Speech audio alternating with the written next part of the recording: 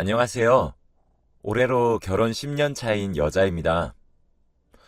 전 결혼 10주년이 되는 달인 9월에 이혼 소송을 했고 승소했습니다. 남편과는 사실 결혼 생활 내도록 항상 언성이 오고 갔어요. 저는 남들보다 조금 일찍 찾아온 축복으로 결혼을 했습니다. 남편은 저보다 7살이 많은 영업직 대리였죠. 저희는 불같은 사랑을 했고 그렇게 저는 아이를 혼수로 가져갔어요. 결혼하고 얼마 뒤 신혼 시절에도 남편은 접대를 해야 한다는 이유로 매일 술자리를 나갔습니다. 저는 아들이 2명이나 있는데 첫째를 출산한 순간엔 술을 마신다고 연락이 안 되어서 다음 날에 병원으로 찾아왔고 둘째를 출산한 순간엔 술을 마시다가 술에 취해 비틀거리며 병원에 왔죠. 정말 많이 싸웠습니다. 술 좀 줄여달라고요. 그때까지만 해도 남편이 아무래도 영업직이라 접대가 필수라는 말을 철석같이 믿었거든요. 첫째가 4살이 되던 해에 접대하러 갔었던 술집들이 전부 평범한 술집이 아니라는 사실을 알게 되었습니다. 그때 딱 한 번 제게 걸렸어요. 영수증이 남편의 겉옷 주머니에서 나왔었거든요. 저희 남편의 외벌이로 먹고 살아서 제가 생활비를 받았었었고 각종 공과금이나 연말정산 등 경제권은 남편이 다 가지고 있어서 몰랐었습니다. 접대를 하는 것은 알았지만 2차까지 갔다는 사실은 그해 처음 알게 되었죠. 이혼을 한 해 만에하며 이혼 직전까지 갔지만 무릎을 꿇으며 내가 잠시 미쳤었다. 정말 실수였다. 하지만 영업을 하다 보면 정말 어쩔 수 없는 경우가 있었는데 그런 경우가 이번이 처음이었다. 2번 다시 이러면 군말 없이 이혼을 해주겠다고 싹싹 비는 남편을 보고 그래, 한 번 정도는 이런 경험이 있을 수 있겠지 라고 스스로를 추스렸고 정말 힘겹게 용서를 했어요. 저는 영업을 떠나 돈을 적게 벌어도 좋으니 건전하게 일을 할 수 있는 곳으로 이직하기를 권유했습니다. 남편은 그런 제 권유에 네가 돈을 안 벌어봐서 그렇다며 이직하는 것은 어디 쉬울 것 같냐고 하면서 거절을 했죠. 이혼 얘기가 오고 간 며칠 정도는 신혼 때보다 더 일찍 집에 귀가하고 술도 어느 정도로 조절해서 만취해서 들어오는 일도 없었습니다. 그런데 딱 한 달 가더군요. 그 뒤부터는 다시 원래대로 돌아갔습니다. 매번 늦은 새벽에 집으로 들어오기 일쑤고 어쩔 땐 외박까지 하기 시작했거든요. 남편이 제게 걸렸었던 전적과 성격 그리고 직업상 필수적인 접대까지 저는 심증은 항상 가지고 있었지만 물증은 늘 없더군요. 매일 늦게 오고 가니 아들들은 아빠에 대해 애착 관계가 형성되지 않았어요. 그렇게 남편과 몇 년 동안 싸웠습니다. 쌍욕을 내뱉고 물건을 집어던지면서 몸싸움까지 번진 적도 많았고 싸우는 소리에 옆집에서 신고를 해서 경찰이 온 적도 있었죠. 그렇게 저는 마음의 문을 서서히 닫게 되었습니다. 저희는 각방을 쓰기 시작했고 저는 어린 아들들과 한 방에서 잠들었죠. 회사에 간 것인지 퇴근하고 들어오는 건지 알려고 하지도 않았습니다. 연년생인 아이들이 유치원을 갈 수 있는 나이가 되었을 때 평일 아르바이트를 시작했어요. 마트에서 계산을 해주는 캐셔로 일을 했죠. 그렇게 번 돈으로 아이들에게 책도 사주고 옷도 사주고 주말이 되면 같이 놀러도 나갔죠. 제가 남편을 포기하게 되면서 남편이 주는 생활비는 점점 줄어들어 갔거든요. 치졸하다 생각했습니다. 이혼하고 싶다는 생각이 하루에 수십 번 들었죠. 저런 놈도 아빠라고 어쩌다 일찍 집으로 들어오는 아빠에게 인사하고 칭찬을 받으려는 아들의 모습을 보고 있으니 차마 이혼을 선택하진 못하겠더군요. 저에겐 늘 관심이 없었고 대화도 점점 줄어들었지만 아이들에겐 그래도 최소한의 아빠의 역할을 하려고 하는 그 모습을 보면서 참았습니다. 아이들 교육 문제처럼 최소한의 대화만 하며 이혼하고 싶다는 마음을 꾹꾹 누르면서 계속 인내했어요. 그랬던 제가 이혼을 한 이유는 몇 달 전 받은 전화 한 통 때문이었습니다.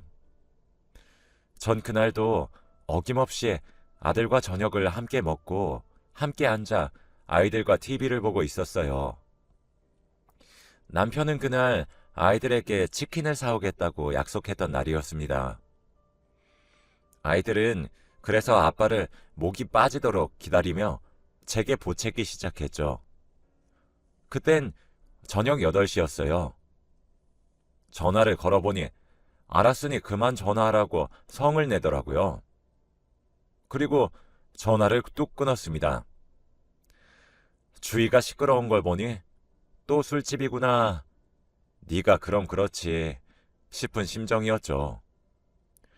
밤 10시가 되자 아이들을 재우기 시작했습니다. 아이들에겐 아빠 회사가 너무 바빠 오늘은 안 될 것 같다고 미안하다고 전해달라 말했다고 거짓말을 해가면서요. 아이들을 방에다 눕혀서 재우고 불 꺼진 거실로 나와 시계를 보니 자정이었어요. 그날따라 서운해하던 아이들의 표정이 마음에 걸렸습니다.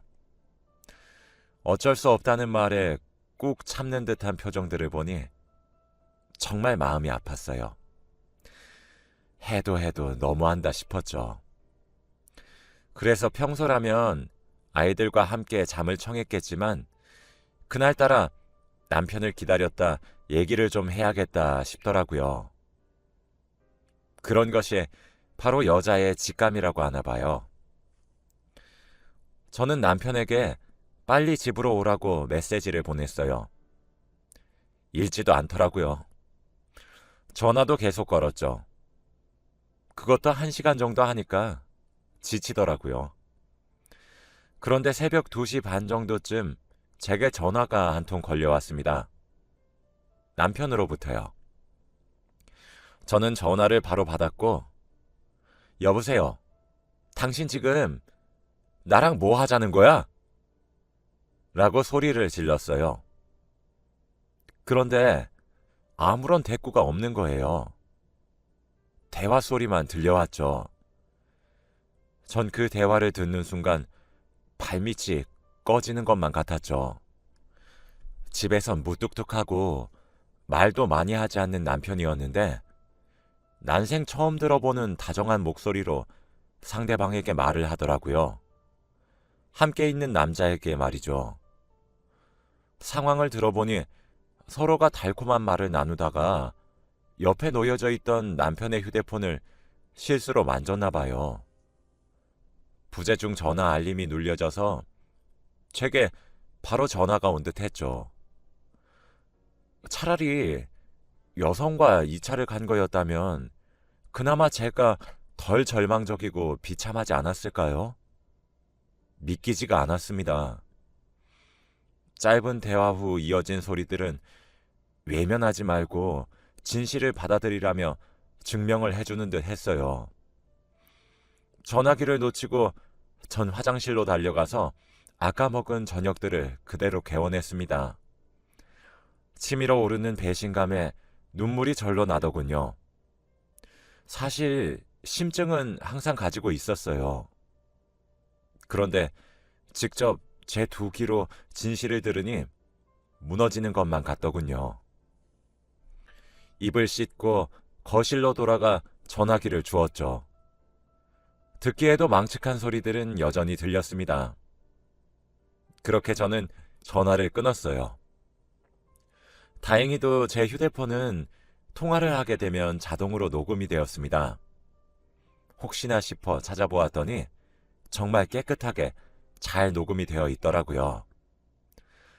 그날 저는 뜬 눈으로 밤을 지새우며 이혼을 결심하게 되었습니다. 남편은 그날 새벽 6시에 집으로 들어왔어요. 거실에 앉아있는 저를 보며 흠칫하더군요. 이 시간에 안 자고 당신 거기서 뭐해? 라는 남편의 물음에 저는 이혼하자 라고 말했어요.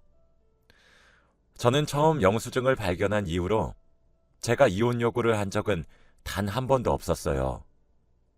제가 좀 더 마음고생을 하더라도 아이들에게서 아빠를 빼앗고 싶지 않았으니까요.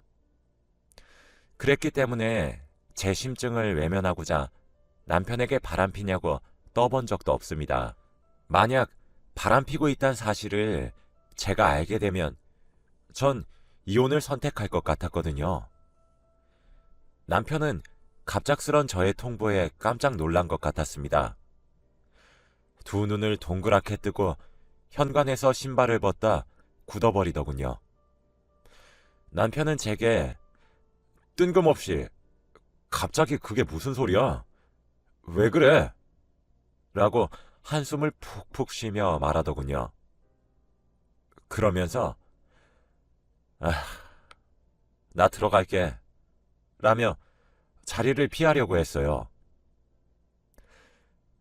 나 진심이야. 협의 이혼 해주지 않을 거면 나 이혼 소송까지 생각하고 있어. 라고 말하니 방에 들어가려다 멈칫하고 저를 뒤돌아보았죠. 당신 갑자기 왜 이래? 라는 남편의 물음에 당신 나 언제까지 속일 수 있을 것 같았어? 내가 바보야? 알아도 모른 척 아니겠지, 아닐 거야 하며 마음을 다잡고 사는 거 알고 있으면 걸리지나 말던가 라고 소리쳤습니다.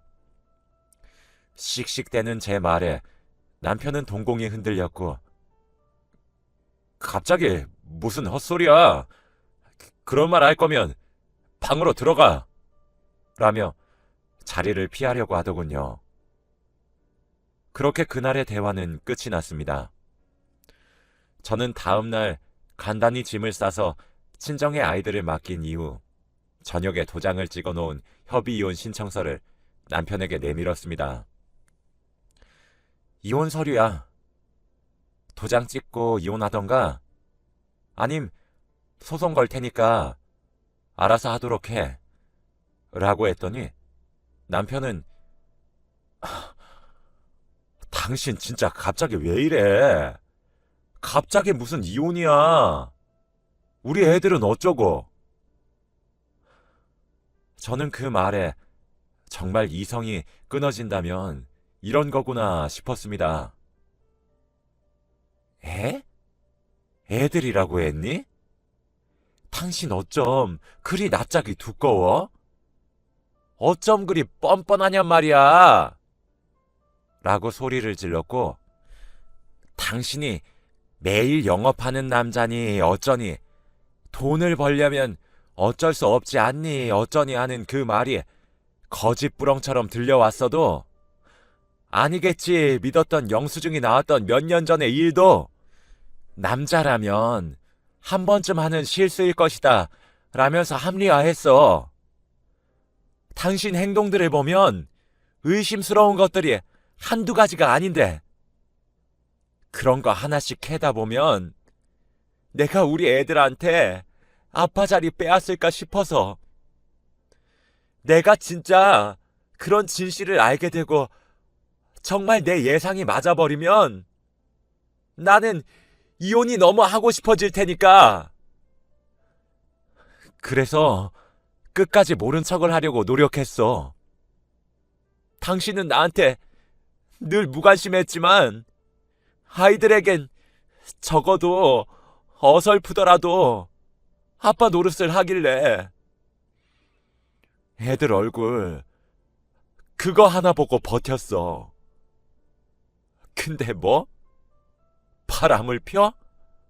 그것도 남자랑? 그래놓고 어딜 지금 나한테 큰 소리 치면서 적반하장이야.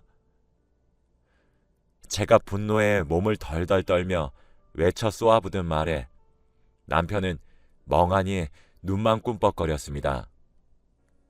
집엔 제가 씩씩대는 소리만 들렸죠. 내가 이딴 더러운 진실을 알면서도 당신이랑 같이 살아야 돼? 당신이 날 뭘 그렇게 아껴줬는데? 내가 기념일을 챙겨달라고 했어. 아님 돈이라도 달랬냐고.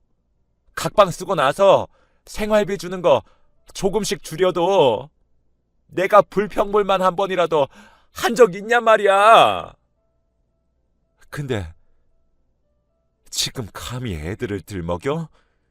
네가 인간이야? 이 쓰레기 같은 놈아. 남편은 한참을 넋을 놓고 있더니 어떻게 한 거야? 언제부터? 라고 묻더라고요.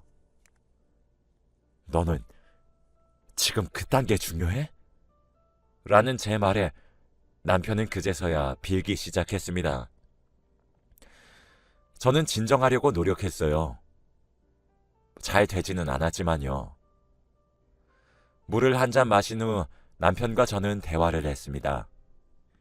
이어지는 남편의 고백은 참 씁쓸하면서도 충격적이었죠. 제 남편은 남녀에게 모두 끌림을 느끼는 사람이었어요. 남편은 제 다리를 붙잡고 매달렸습니다. 미안하다. 제발 이혼은 하지 말자. 내가 그럼 우리 부모님한테 뭐 때문에 이혼을 했다고 말을 하니? 내가 경제권도 다 넘겨줄게. 응? 제발 이혼만 하지 말자. 이렇게 빌게. 응? 라면서요. 제 남편은 제가 받은 상처가 얼마나 큰지, 충격받은 건 괜찮은 건지 그런 게 문제가 아니라 본인의 더러운 성생활이 부모님과 외부에 까발려지는 것을 더 두려워하더군요. 고작 이런 사람을 위해 참아온 제 10년이 너무 불쌍했습니다. 그렇게 비참할 수가 없었어요. 이혼 서류만 올려둔 채 친정으로 떠난 제게 그 이후 매일같이 연락이 왔습니다. 미안하다. 앞으로는 너만 보고 살겠다. 이번이 정말 마지막이다. 제발 용서해주면 안 되겠냐. 등 제 마음을 돌리려고 하는 연락이 대부분이었어요. 저는 이혼 서류에 도장을 찍어달라는 답장만 앵무새처럼 반복했죠. 한 달이 지나도록 남편으로부터는 이혼 도장을 받을 수 없었습니다. 저는 친정에 결국 사실을 말했고 모든 사실을 알게 된 제 부모님은 뒷목을 잡고 쓰러지셨죠. 그 길로 저희 엄마는 시댁으로 쳐들어가서 시부모님 혼을 쏙 빼놓았고 그 소식을 들은 남편은 제게 또 미친 듯이 연락을 하기 시작했어요. 친정의 금전적 도움을 받아서 변호사를 찾아갔습니다. 혼인 파탄의 책임이 각방을 사용했고 개선하려는 노력이 없었기에 저에게도 아예 없진 않다고 하더라고요. 그렇지만 남편이 외도를 했다는 점, 생활비를 본인이 멋대로 점점 줄였던 점 등등을 이용하면 충분히 승소할 수 있을 것이고 아마 소송을 진행하는 도중에 상대방 남자에게 위자료 청구도 가능할 것이고 남편의 계좌 내역을 조회할 수 있을 테니 아마 충분히 걱정하지 않아도 승소할 수 있을 것이라고 했습니다. 그렇게 이혼 소송을 걸었고 남편의 가족들은 난리가 났어요. 제가 어머님과 아버님께 개인적으로 녹음 파일을 보내드렸거든요. 아무래도 부모이다 보니 녹음 파일의 주인공이 본인들의 아들이란 사실을 누구보다 먼저 알 수 있으시겠죠. 그렇게 저는 참아왔던 긴 세월에 비해 몇 달이라는 짧은 시간 만에 승소할 수 있게 되었습니다. 무엇보다 아이들이 아빠의 빈자리를 자연스레 받아들일 수 있을까, 그거 하나가 무척 걱정이 되었는데, 애초에 애착관계가 제대로 형성되지 않아 놓으니 별 커다란 영향을 끼치지 않네요. 진작 이혼을 할 걸 싶었습니다. 아이들에게 아빠의 빈자리를 빼앗은 것만 같아 너무 미안했어요. 아이들이 조금만 더 자라면 왜 이혼을 해야만 했는지 제대로 알려주려고 합니다. 아직 마냥 어리기만 해서 말이죠. 저는 아이들에게 바른 부모가 필요하다고 생각해요. 저런 아빠를 두고 애들이 밑에서 무얼 보고 듣고 생각하며 배우겠나요? 절 위해서 아이들의 미래를 위해 내린 결정이었지만 그래도 급작스럽게 진행한 감이 없지 않아서 홀로 서기가 많이 겁나네요. 아직까지는 그래도 무난하게 헤쳐나가는 것 같습니다.